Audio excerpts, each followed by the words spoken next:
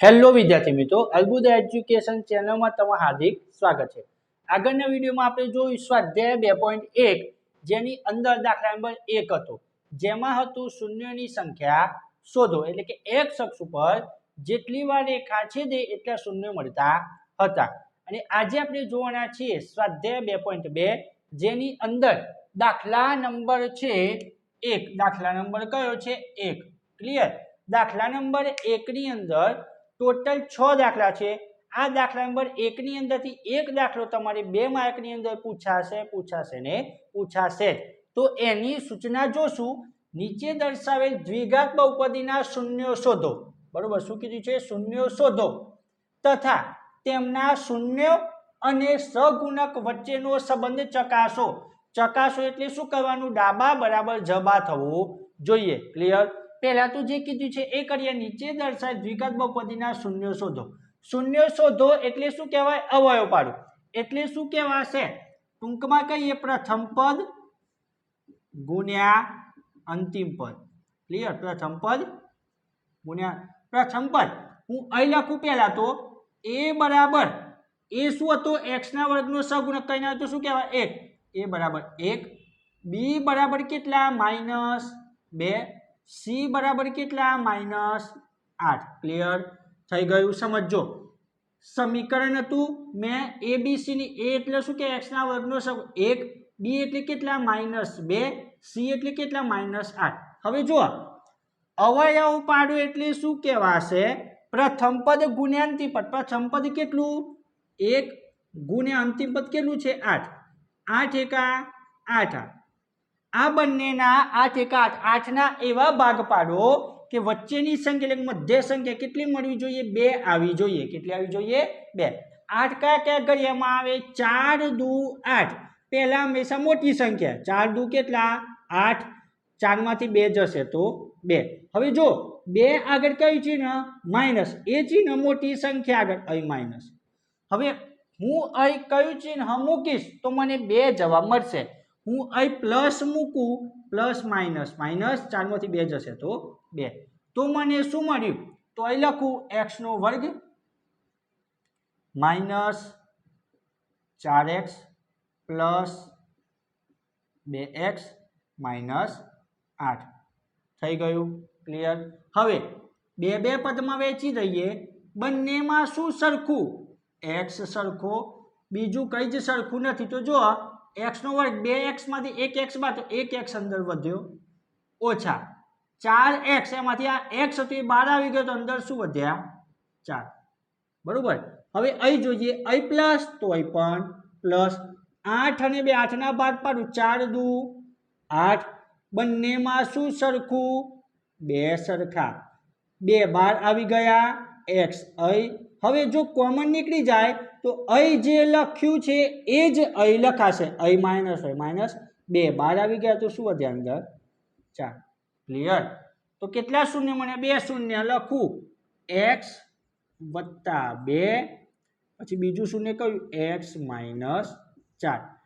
कौंस काढुं x + 2 बराबर 0, x - 4 बराबर 0। +2 बराबर ने आ साइड आवे x ने करता बनावुं तो -2। आ एक शून्य मळ्युं। बीजुं -4 आ साइड आवशे तो x बराबर केटला? +4। आ बीजुं शून्य। क्लियर? पहेलुं शून्य मळ्युं एने कहेवाशे आल्फा। शुं कहेवाशे? आल्फा। बीजुं शून्य मळ्युं एने शुं कहेवाशे? बीटा। तो जो बहुपदीना शून्य शोधो। शून्य અહીં સુધી શોધાઈ ગયા। x बराबर -2, x बराबर 4। क्लियर? आल्फा ने बीटा। हवे जो खास ध्यान राखजो, तमारे बहुपदीनी अंदर ज्यारे पण शून्य शोधवाना होय तो मैं तमने इंट्रोडक्शनना विडियोमां कह्युं हतुं के द्विघात बहुपदी छे एनुं व्यापक स्वरूप शुं थाय? ax नो वर्ग प्लस bx प्लस c। एटले के पहेला x ना वर्ग वाळुं, पछी x वाळुं, पछी अचल पद। हमेशा बहुपदी एवी ज होवी जोईए। जो एवी ना होय तो तमारे एवी बहुपदी बनावी देवानी। केवी बहुपदी? तो हमेशा पहेला x ना वर्ग वाळुं, पछी x वाळुं अने छेल्ले अचल पद होवुं जोईए। तो आ शोधाई गया अल्फा अने बीटा। हवे जोशुं શૂન્ય શોધો તથા તેમના શૂન્ય અને સગુણક વચ્ચેનો સંબંધ ચકાસો. સંબંધ ચકાસવાનો છે તો પહેલા શું આવશે? શૂન્યનો સરવાળો. શૂન્યનો સરવાળો. ક્લિયર? શૂન્યનો સરવાળો એટલે શું કહેવાશે? શૂન્યનો સરવાળો, બે શૂન્ય મળે એમનો સરવાળો આલ્ફા વત્તા બીટા બરાબર શૂન્યનો સરવાળો, એનું સૂત્ર -b/a વચ્ચે બરાબર. આલ્ફાની કિંમત કેટલી? -2 વત્તા બીટાની કિંમત કેટલી? 4 બરાબર.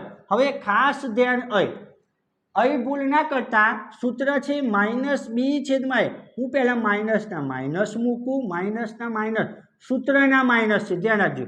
હવે બી ની કિંમત કેટલી છે? -2. બી ની કિંમત -2. આ માઇનસ ક્યાંથી આવે? સૂત્રની અંદર હતા એ. બી ની કિંમત કેટલી? -2 છેદમાં એ ની કિંમત કેટલી? 1. ચલો પ્લસ માઇનસ માઇનસ, 4 માંથી 2 જશે તો કેટલા રહેશે? 2 બરાબર. માઇનસ માઇનસ પ્લસ 2 છેદમાં 1 ના લખો તો ચાલશે. તો શું થઈ ગયું? ડાબા બરાબર જબા, બંને બાજુ શું આવી ગયું? સરખું. બરોબર. તો જો ગણિતની અંદર બધાની અલગ અલગ મેથડ હોય. સ્કૂલના શિક્ષકની અલગ મેથડ હોય, ટ્યુશન ટીચરની અલગ મેથડ હોય. બરોબર. શૂન્યનો સરવાળો હું આ રીતે શોધું છું, બાકી બીજી રીતે પણ શોધી શકાય. હવે શોધીશું શૂન્યનો ગુણાકાર. શૂન્યનો ગુણાકાર. ક્લિયર? બરાબર. શૂન્યનો ગુણાકાર એટલે આલ્ફા ઇન્ટુ બીટા. ઇન્ટુ એટલે ગુણાકાર બરાબર. સૂત્ર શું હતું? c/a. આલ્ફા કેટલા? -2 માઇનસ કિંમત કૌંસની અંદર ગુણ્યા બીટા કેટલા? 4 બરાબર. સી ની કિંમત કેટલી? -8 છેદમાં એની કિંમત કેટલી? 1. 4 દુ 8. કેવા 8? -8. -8 બરાબર -8. આ યોગ્ય બંને બાજુ જવાબ સરખો. ચકાસો એટલે બંને બાજુ જવાબ કેવો થવો જોઈએ? સરખો. તો આ હતો દાખલા નંબર 1 નો દાખલો 1. તો હવે જોશું દાખલા નંબર 2. તો જો પહેલા જોઈ લો વ્યાપક સ્વરૂપ છે કે નહીં. પહેલા વર્ગવાળું, પછી એસ વાળું, પછી કયું છે છેલ્લે અચળપદ. આ લાઈનસર બહુપદી હોવી જોઈએ. ના હોય તો તમારે એવી બહુપદી બનાવવી પડશે. કેવી? વ્યાપક સ્વરૂપ જેવી ax² + bx + છેલ્લે શું આવવું જોઈએ? અચળપદ. તો અહીં જોઈએ, અહીં હું લખું છું પ્રથમ પદ ગુણ્યા અંતિમ પદ. પ્રથમ પદ કેટલા? 4 ગુણ્યા અંતિમ પદ 1. 4 એકા 4. 4 ના એવા ભાગ પાડો કે સરવાળો કરશો કે બાદબાકી કેટલા આવવા જોઈએ? 4 આવવા જોઈએ. કેટલા આવવા જોઈએ? 4. એટલે કે 2 દુ કેટલા? 4. 4 કયા ઘરમાં છે એ જોઈ લેવાનું. 4 એકા 4, 2 દુ 4. 4 એકા 4, 4 ને કેટલા? 5. અહીં કેટલા લાવવાના છે? 4. બરોબર. અહીં કઈ છે ને માઇનસ, તો અહીં મૂકી દઈએ માઇનસ. બંને સંખ્યાઓ સરખી છે એટલે. અહીં કઈ છે ને મૂકે માઇનસ. માઇનસ માઇનસ પ્લસ 2 ને 2 કેટલા? 4. થઈ ગયા? ક્લિયર? તો હવે લખીએ 4s² ઓછા 2s ઓછા 2s વત્તા 1. આ 25 નાથી ધ્યાન રાખજો, s આપેલા છે. શું આપેલું છે? s. બે પદમાં વહેંચી દઈએ. બંનેમાં શું સરખું? તો 4 ના ભાગ પાડો. 2 ગુણ્યા 2. બંનેમાં 2 સરખા છે. ક્લિયર? બીજું બંનેમાં s પણ સરખા છે. બરોબર. અહીં હું લખું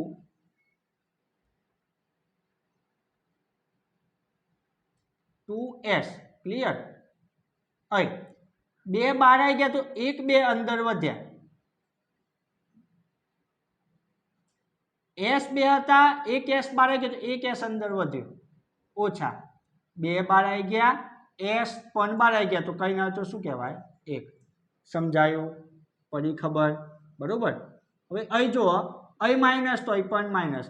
બંનેમાંથી કંઈ પણ કોમન નીકળશે નહીં. 2s + 1 આ બંનેમાંથી કંઈ પણ કોમન નીકળશે નહીં. કઈ જ કોમન ના નીકળે તો અહીં શું આવશે? 1. શું આવશે? 1. અને અહીં જે લખ્યું છે એ જ લખાશે કૌંસની અંદર 2s ઓછા 1. Clear? 2s minus plus minus ઓછા 1. તો 2 શૂન્ય મળ્યા કયા કયા 2s માઇનસ 1, બીજું શૂન્ય 2s માઇનસ 1, કૌંસ હટાવીએ 2s ઓછા 1 બરાબર 0, 2s ઓછા 1 બરાબર 0.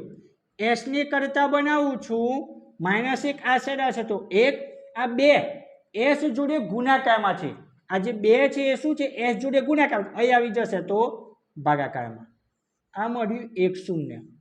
એ જ રીતે અહીં s ને કરતા બનાવું માઇનસ 1 આ સાઈડ આવશે તો પ્લસ 1 છેદમાં 2 ગુણાકારમાં, અહીં આવશે તો ભાગાકારમાં, આ મળ્યું તમને બીજું શૂન્ય. પહેલું શૂન્ય આલ્ફા, બીજું શૂન્ય બીટા. હવે શું કરશું તો ધ્યાન આપજો, પહેલા તો a બરાબર કેટલા, b બરાબર કેટલા, c બરાબર કેટલા, તો જો a ની કિંમત કેટલી છે 4, b ની કિંમત -4, c ની કિંમત 1. તો લખીએ શૂન્યનો પહેલું શું આવશે, શૂન્યનો સરવાળો. આ ક્યારે લખવાનું, સહગુણકો વચ્ચેનો સંબંધ ચકાસવાનું કયું હોય ત્યારે જ. શૂન્યનો સરવાળો બરાબર શૂન્યનો સરવાળો એટલે આલ્ફા વત્તા બીટા બરાબર સૂત્ર -b/a.